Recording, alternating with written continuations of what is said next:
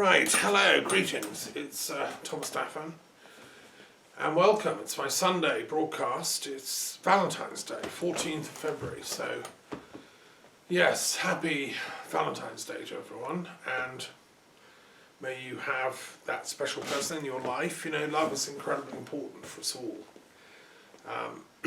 And when it's fractured, when it's broken, when we're living lives of lack of love, you know, that's very tragic. I feel the world is teetering on the brink, you know, and I want to address my remarks to the healing of humanity, as ever, as a peace thinker, philosopher, druid, etc. Now I'm going to start this week with something slightly different. I'm going to read from the first part of this talk is from this work of mine, Magical Peacemaking, a handbook of skills for practitioners and theoreticians. So, well, what is peace magic? You know, you won't have probably have heard of the term. That's because I've coined it. You know, people are interested in magic. It's a vast subject. You can buy thousands, hundreds of thousands of books on magic, all aspects of that. Publishers churn them out. Love magic, you know, it's very popular. Kind of magic, sort of getting what you want type spells, and then people that work with specific magical traditions, be it high magic or Wicca or Druidry or whatever. Then there are specialised works. I mean, I have loads of them myself. And we know from research that people involved in war and conflict and, you know, misinformation, disinformation, the dark arts, use magic to enhance their work. This has been a feature of warfare since early times. For instance, when the Hindu mob attacked the mosque at Ayodhya some years ago now, in the 1990s, the date was chosen carefully by astrology as an auspicious time to attack an enemy. Astrology, a form of magic, has been used in warfare. I mean, Hitler used it, Churchill used it. Sun Tzu, the great Chinese strategic thinker, you know, these people all understand the importance of magic to demoralize an enemy and confuse them and so on. And we know that the Druids used to be involved in this to some extent from the literature. When Caesar attacked Gaul here, they were trying to defend Gaul and would have used magic as much as possible for defence. And we've seen that in popular literature like Lord of the Rings and so on. Now, I'm proposing a new thing, which I call peace magic, which hasn't been articulated as such, although it's implicit in a lot of white magic. Magic that is good for the benefit of all, for the benefit of nature, you know, the animal kingdoms, the world, humanity, and the gods. And this is therefore the first ever manual, first ever kind of handbook, how to do it. And I want to read out just one chapter of, in amongst about 70 chapters in this book. It took a lot of work and research and thought and discipline and dedication to produce this. I think you'll see why. So, without any further comment, I'm just going to read. This is a chapter 45 from the Handbook of Peace Magic. And it's entitled Non-Violence, Words, and Peace Magic. And you'll see why I'm choosing to read this chapter out at this fateful time in world history. I'll be commenting on the implications of this for world affairs afterwards. Right, so each of these chapters follows a similar pattern. You have key thoughts, where I summarise what it's about. You have an exercise where you do a kind of visualization, which is part of the magical tradition. You're supposed to do this with a partner, with a trusted friend. You should lie down in a meditation, like corpse pose, we call it in yoga. on a massage table or somewhere really comfortable and go into like a light trance as your partner reads the exercise. In this case, I'm going to be reading it. And so I will, in a minute, be asking you to do that. And then there's an image for each of these passages. And then there's a few other sequences, examples, do's and don'ts, when to use it, and quotations from past magical thinkers. Right. Key thoughts. A great deal of magic is to do with speaking, with spoken words, invocations, and prayers. The very word spell, which is one of the main tools that a magician has a double meaning, and also means to write out a word correctly. The Middle English word, grammary, meant also the magical arts.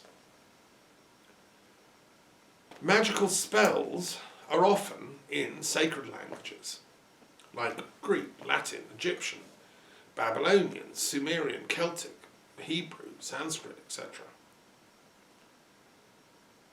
Arabic. Speaking and saying them are vitally important to all magic. But all words are important to peace. If we communicate violently, we will tend to get violent responses. If we lie in our speech or writing, we will help to create a world of lies and shadows. This getting our speaking and our writing correct is very important as an aspect of peace magic. Words have power. In the Kabbalistic magical tradition, God creates the world itself and all that is in it by speaking, by the power of words alone. The speaking of things into being was a feature of Egyptian theology and was assigned to Ptah, the creator god. If we wish to speak peace into being, getting our words right is 9/10 or thereabouts of the struggle. Buddha called this right speech, knowing a thing or two about peace magic. It means not lying, telling the truth, not spreading bad gossip or malicious slanders about people, being straightforward and accurate in one's communications. It means speaking words from love, compassion, caring, and hope. It means speaking words and sayings that are uplifting and going to bring hope to people. Violent words often precede physical violence. Think of the rhetorical speeches of dictators and warmongers. They usually rant and rave and demonize other people. Before all the great wars of history have come preceding misinformation, misspeech, lies, and disinformation campaigns.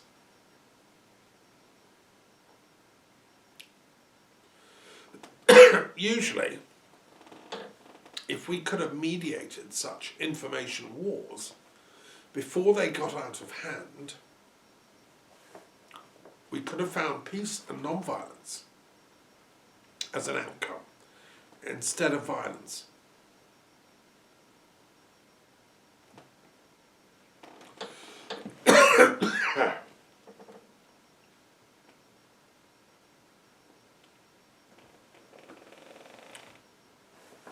Just one second.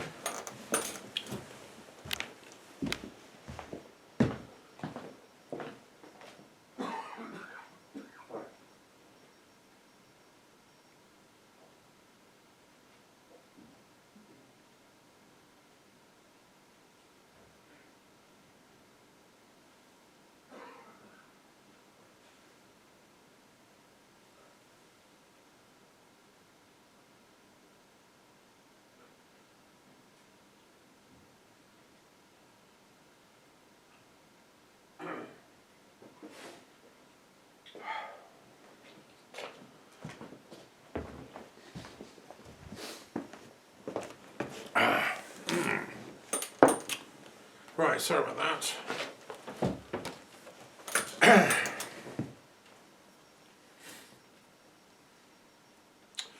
Poets and novelists, playwrights and singers also use words in creative ways, aiming to show how to moderate one's nature and shape it in a soulwards direction.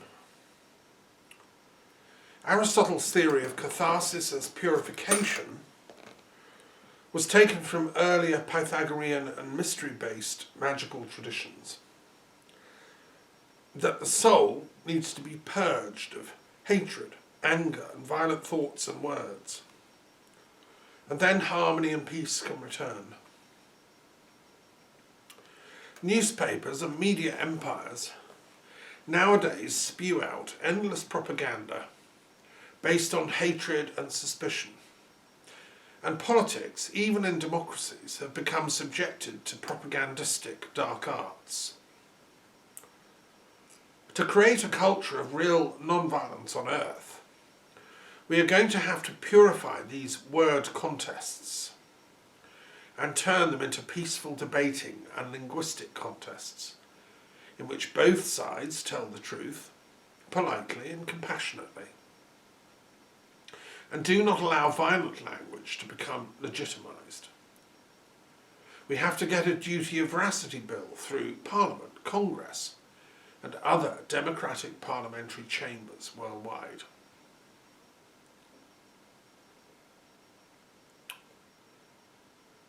And then there's the exercise, which I'll do at the end of this talk, so that's kind of the final thing. The image.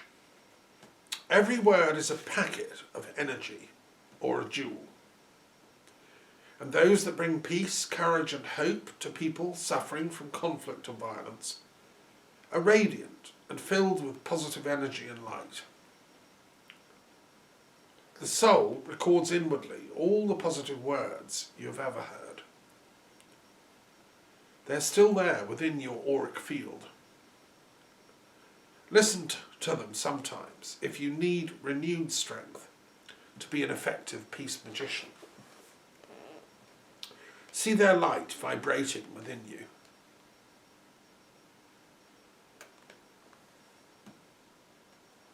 So that's that section. Then we have examples. Like when to use this question of non-violence as a magical art of words and communication. Military propaganda is always accompanied by lies, distortions of truth, and the demonization of the other opposing military leader. Saddam Hussein, Gaddafi. One minute they're allies of the West, the next minute are mortal enemies. The greatest victim in all warfare is that the concept of truth as an objective reality is sacrificed on the altar of hate speech, intended to whip up morale in the face of a demonized enemy. So pacifists and peace magicians have to be very wary of falling under the spell of all such black and white oversimplifications and refrain from swallowing it.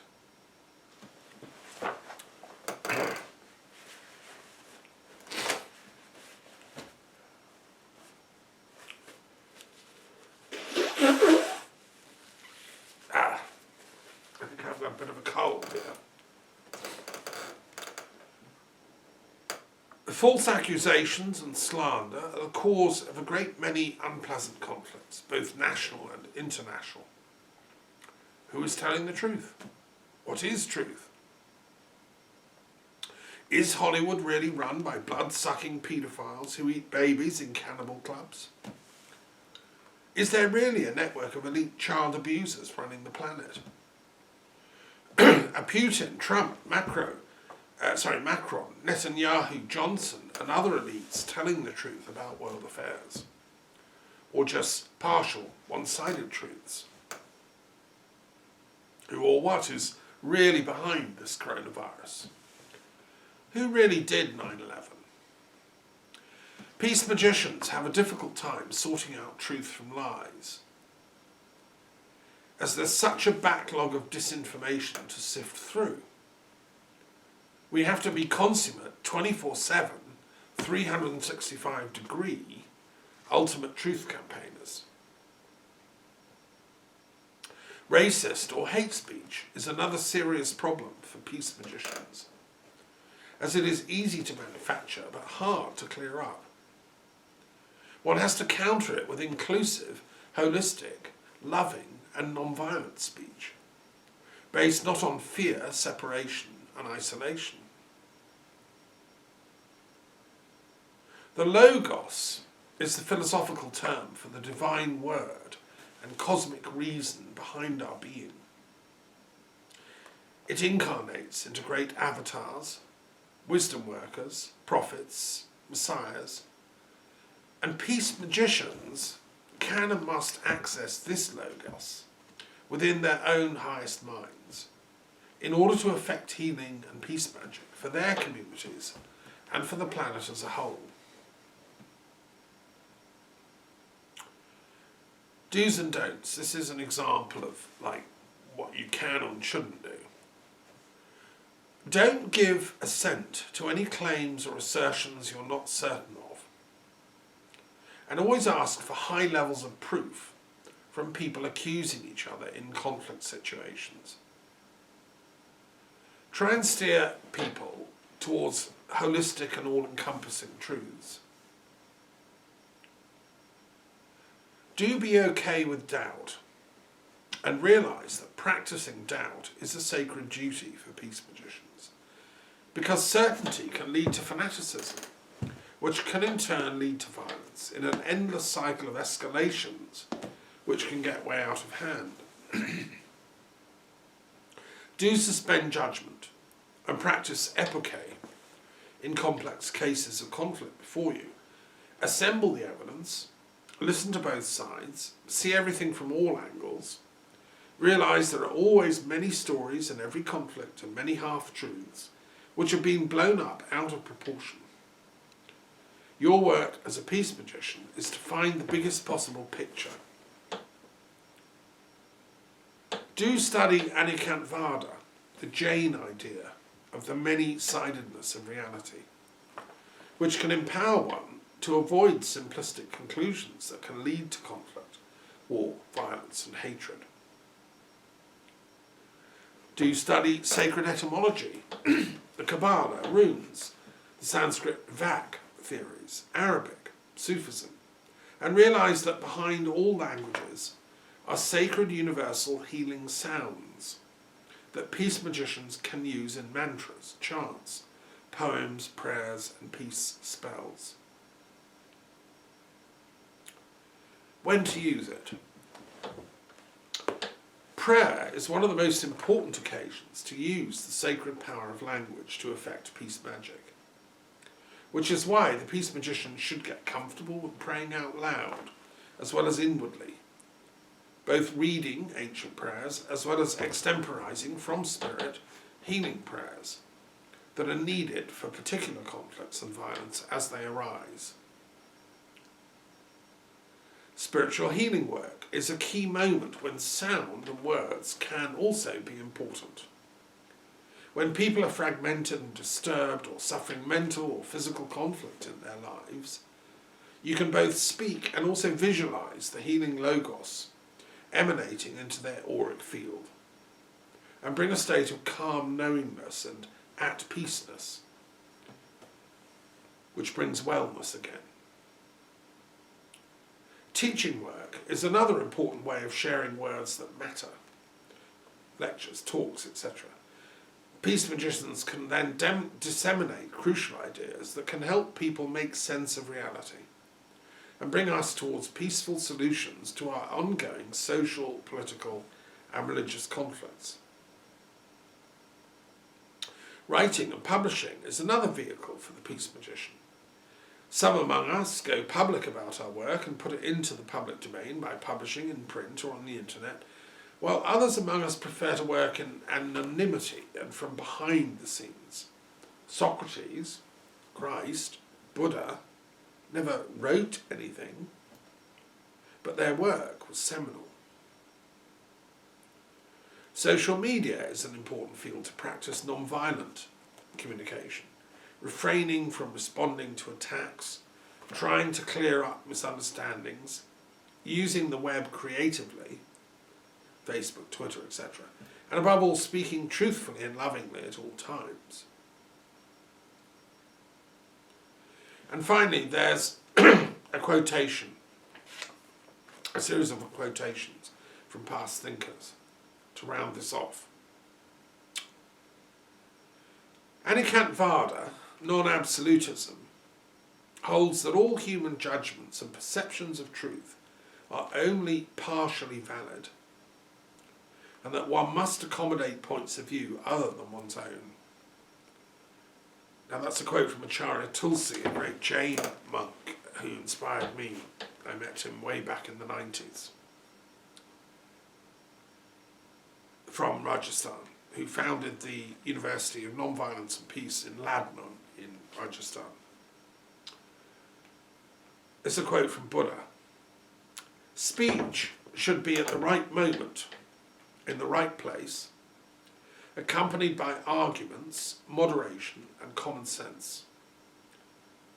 Unless one can say something useful, one should keep noble silence. Here's a quote from the Gospel of St John. In the beginning was the Logos, and the Logos was with God, and the Logos was God. A quote from Gandhi. Ahimsa, non-violence, and truth, satya, are so intertwined that it is practically impossible to disentangle and separate them. Silence becomes cowardice when occasion demands speaking out the truth and acting accordingly. And finally, a quote from Dr. Martin Luther King. I believe that unarmed truth and unconditional love will have the final word. So that's an example. I will share the exercise at the end. I hope you'll enjoy that as well. I want to turn my remarks now to the events of this last week, because obviously a lot has happened in the world, and we've seen the conclusion of the trial of Trump. We've seen an important new book published which explains the background to the whole Trump era and to the Brexit story. And I'm going to talk about all that. And I finally want to end up with a few remarks about Mary Magdalene and St Valentine's Day. So the trial of Trump, yes, I mean, it was inevitable, I think, that it should happen. I think the Democratic House managers and lawyers who thought this through, I think once again they failed to get the strategy right. They focused on a narrow issue of, or at least they allowed the Republicans to make it look as if they'd focused on the narrow issue of, did Trump in his speech on January the 6th incite the mob to attack the Capitol with violence?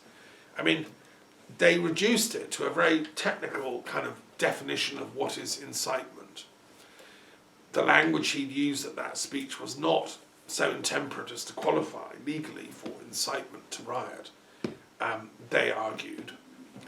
And I think the Democrats were wrong to get boxed into that position. I think they should have focused on the overall sequence of events since the since Trump refused to accept the campaign results from Biden's election victory, the constant spewing out of negative propaganda and hate speech against everybody that stood in his way, including attempting to bully people in other states to falsify the results, actually. I mean, far from other people having falsified results, Trump was deliberately trying to get people to falsify. So, and all these are impeachable offences, in my opinion. They created an overall mosaic of activities that collectively represented a clear impeachable offence of not just refusing to accept the result of the election, but actively conspiring against it to have it reversed. That's the impeachable bit. I mean, of course, any politician in a democracy who loses is going to grumble and say, oh, it was rigged. But actually trying to influence that through threats, through bullying, and through false allegations, mendaciously invented, that's impeachable. And I think the Democrats should have made more of that. And that all then led to and culminated in his final speech, which then led the mob, to attack the Capitol in the way they did. You can wind up a mob without deliberately saying, go and use violence physically and attack the Capitol building. I mean, it was more everything that had been said in the run-up, including the attack on the bus. Biden's team were attacked, run off the road, and other incidents. So I think, again, they mismanaged it. But why would anybody not vote to impeach the president? Who are these Republicans who are standing up, in defiance against right reason and goodness? This is where I want to turn to the second issue that I want to raise, which is a very important book just published this week by an American investigative journalist called Craig Unger, with the help of a former KGB officer called Yuri Shvets, born in 1952, who served as a KGB Major, which is pretty high ranking, from 1980 all the way up to 1990. And he was in charge or working at the Washington, D.C. office from 85 to 87. And I watched a really important interview on YouTube with Craig Unger and Yuri Shvets being interviewed by an ex-CIA guy in America about this book that's come out. The reason they had Yuri Shvets on is because a lot of the information in the book is coming from his sources. He fell out with the KGB, fell out with Russia. In 1993, he went to the USA, and now he's become an American citizen. And he supports American democracy. He supports, what he thought was the American system of democracy. In the early 90s, we thought there was a peace between America and Russia. The Treaty of Europe was signed in Paris in 1990. I was involved in the run-up to that with the Citizens' Assembly in the Helsinki Citizens' Assembly it was called, and organised by my friend Mary Kaldor. Lots of peace activists, peace thinkers. We all were campaigning, as had European nuclear disarmament with Edward Thompson and others. We were campaigning for peace in Europe. The slogan was from the Urals all the way to Portugal. We wanted no nuclear weapons, no wars. Obviously, Europe is the front line of the Third World Nuclear War. It would be utterly smashed to pieces. And that was the era when Greenham Common women were marching, and my mother was involved in that anti-nuclear movement. And I'd founded Philosophers for Peace at that time. It culminated with me going to Moscow in 1990 and being elected coordinator of Philosophers for Peace globally. And it's interesting, this chap Yuri Shvets was there, right up till that time, 1990. And there was a feeling that we in the West and they in the Soviet bloc could make peace. That what we had in common and our universal human interests was greater than our divergent, like, we hate you, you're capitalist, we hate you, you're communist. No, we're all human beings. And Gorbachev had led a path to reconciliation and peace. And even Thatcher, who wasn't a sort of dove, had been brought to that table. And Reagan as well. And so it was a hopeful time. And I haven't met Yuri Shvets, obviously, but he seems like a very intelligent, reasonable chap. And he had been working for the benefit of his country. Anyway, he moves to America and changes countries, right?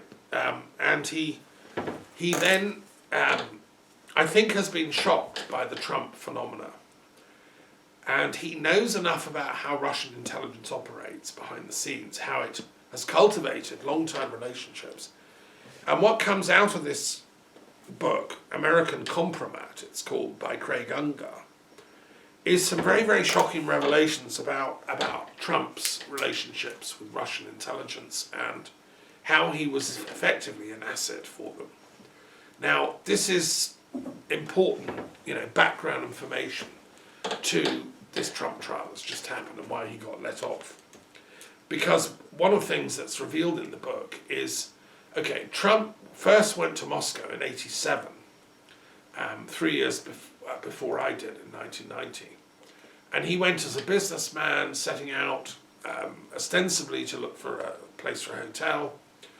He was invited by a senior KGB guy, a general in fact, so way higher than Yuri Shvets.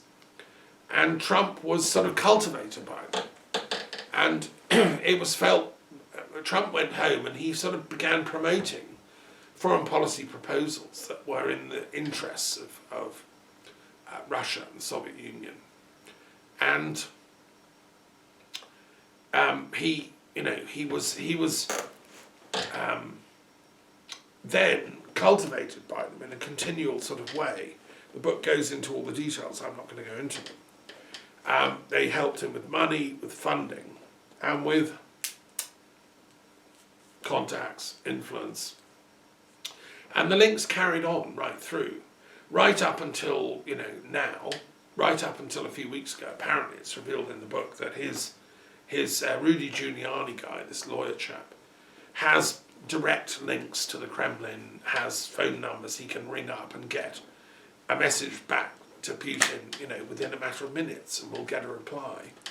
I mean, these people are directly and immediately in touch with Putin and the Kremlin, and have been for years. And I think what's shocking about the revelation of the book is that, okay, so nobody seems to have done anything about it.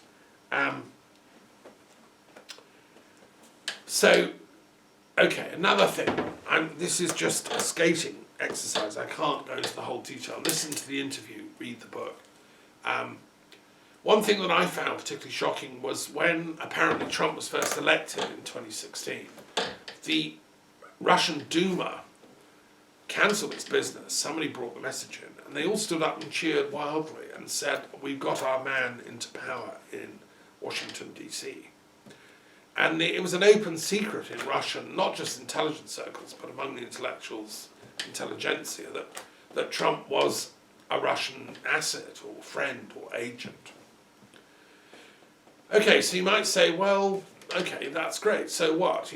Don't we want to be friends with Russia? Is it a problem? I mean, there I was running Philosophers of Peace. We had Russian involvement. We had American involvement.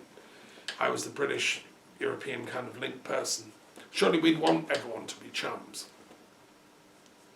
Well, theoretically, yes. The problem is the kind of person Trump is and the kind of work he was doing, the kind of contacts, and the kind of the kind of compromised bribery issues that then got involved. The book goes into the